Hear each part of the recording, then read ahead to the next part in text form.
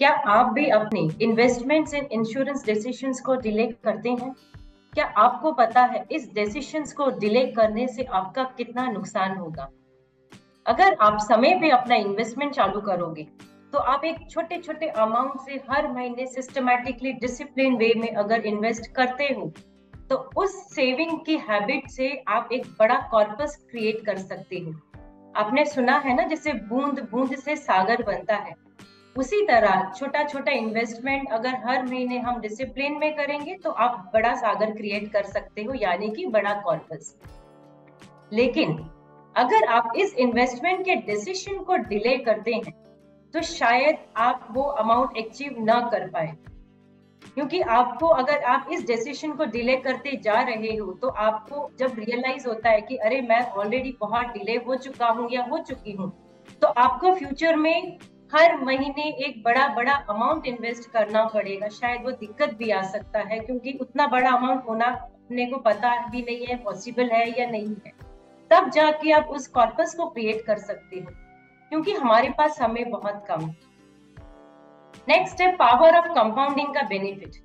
Power of compounding का benefit का मतलब है कि अगर आप म्यूचुअल फंड में एसआईपी के थ्रू एक छोटा छोटा अमाउंट इन्वेस्ट करना चालू करते हो, उस प्रिंसिपल अमाउंट से आप इंटरेस्ट एक्यूमुलेट तो करते ही हो, उसके साथ साथ जो गेन अमाउंट है उस पे भी आप इंटरेस्ट एक्यूमुलेट करते हो। देखिए कितना फायदा होता है। अगर आप इन्वेस्टमेंट करना समय पे चालू करोगे, तो आप पावर ऑफ कंपाउंडिंग का कितना बेनिफिट ले सकते हो। अगर आप इस डिसीजन को अगेन डिले करते हो, तो आप पावर ऑफ कंपाउंडिंग का बेनिफिट नहीं ले सकते हो।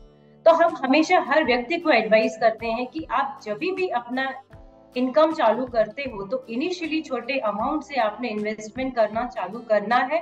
वो भी एसआईपी के थ्रू आप म्यूचुअल फंड में आइए और आप पावर ऑफ कंपाउंडिंग का अधिक से अधिक बेनिफिट लीजिए। नेक्स्ट है, क्या क्या ये सही समय है इन्वेस्टमेंट्स करने का?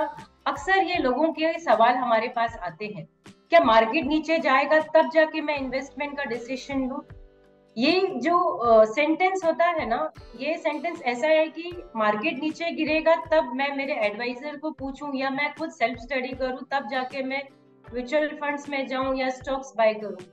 ठीक है, कहीं ना कहीं हम इस चीज को एप्लीकेबल कर सकते हैं, लेकिन कभी कभार क्या होता है कि अगर हम हमेशा हर बार बस मार्केट नीचे गिरने का वेट करते रहेंगे, ऐसे में जो लिक्विड अमाउंट आपने बना के रखा है अपने पास या बैंक में, वो पैसा हमारे पास रहता नहीं है। हम उस पैसे को अनवांटेड जगह खर्च कर ही देते हैं।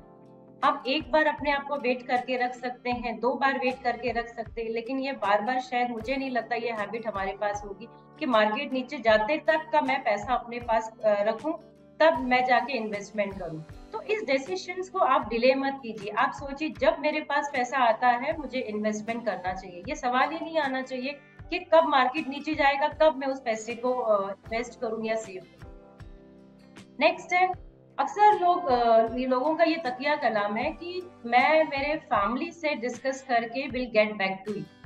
ये हर व्यक्ति का अक्सर रहता है। जब एक फाइनेंशियल एडवाइजर उसके साथ बैठ के जब उसकी इंश्योरेंस प्लानिंग की बात करता है, तो मोस्टली हर व्यक्ति का यही आंसर रहेगा कि ठीक है, आपने मुझे इतने सारे कोटेशंस दे दिए, ठीक है, बहुत अच्छी बात है। क्योंकि आजकल जो टेक्नोलॉजी का जमाना है, उसमें एडवाइजर तो बहुत एक्टिव रहता ही है, साथ में कस्टमर भी बहुत एक्टिव है। उसको एक नहीं दो नहीं, उसको बहुत सी कंपनीज का कोटेशन चाहिए। वो सर्वे करता है, वो गूगल पे जाएगा, वो कंपैरिजन करेगा पॉलिसी बाजार के साथ, ऑनलाइन प्लेटफॉर्म के साथ। यस, करिए, बहुत अच्छी बात है। लेकिन जब ये कोटेशन लेने के वक्त वो जितना एक्टिव रहता है, बहुत अच्छा लगता है, लेकिन कोटेशन लेने के बाद व्यक्ति मिस्टर इंडिया क्यों बन जाता है? क्योंकि उसको क्या लगता है कि ठीक है, मुझे ये मेरे फैमिली के साथ डिस्कस करना चाहिए, मुझे मेरी वाइफ को बताना चाहिए, मुझे मेरे स्पाउस को बताना चाहिए, क्या ये जो मैं इंश्योरेंस प्लानिंग करने वाला हूँ या करने वाली हूँ ये सही है या नहीं। इस डिसीजन की वजह से अभी तक का सर्वे में बताती हूँ आपको कि व्यक्ति अगर इस डिसीजन में अटक गया, एक महीना, डेढ़ महीना, डेढ़ साल, कभी कभार 1.5 से 2 साल का भी लोगों ने डिले किया है इंश्योरेंस को लेने के लिए। और ये बस इसलिए हुआ है क्योंकि उन्होंने इमीडिएट नहीं सोचा इसके बारे में कि इंश्योरेंस एक ऐसी चीज है, इसको डिले करना हमारे लिए, खुद के लिए बहुत रिस्की है।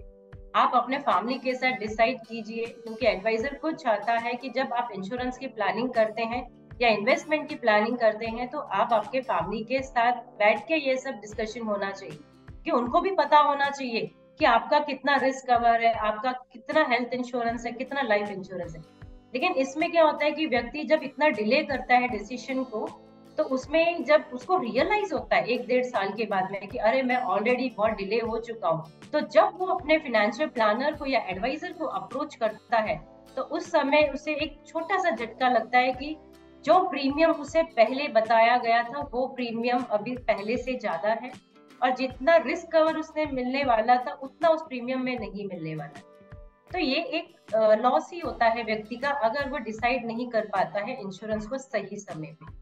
और इस दरमियान अगर उस व्यक्ति को 1-1.5 साल में कुछ हेल्थ इश्यूज हो जाए या एक्सीडेंट या एनी सर्जरी हो जाती है, तो ऐसे में कंपनी कंपलसरी लोडिंग चार्जेस लगाती है। ये कंपनी भी रिस्क नहीं लेना चाहती है, कंपनी को भी लगता है कि यह व्यक्ति बीमार है, अभी मेरे पास इंश्योरेंस लेने के लिए आए, इस व्यक्ति का सर्जरी हुआ है तो लोडिंग चार्जेस देना पड़ सकता है। तो देखिए, आपका एक डिसीजन डिले होने की वजह से आपको एडिशनल लोडिंग यानी कि एडिशनल प्रीमियम देना पड़ सकता है इंश्योरेंस में, और उसके साथ साथ आप बिना इंश्योरेंस में रहते हो, कितना बड़ा रिस्क है। ये जो आज मैंने आपके साथ बात किया है कि डिसीजंस को हम डिले करते हैं, उसी के साथ मैं इस टॉक को खत्म करना चाहूंगी। आप सब ने कबीर जी की वाणी सुनी है, जो कहते हैं कि काल करे सो आज करे सो अब, पल में परले होएगी, बहुरी करेगा कब। आप समझदार हैं, आप इस चीज को खुद समझ सकते हो। धन्यवाद।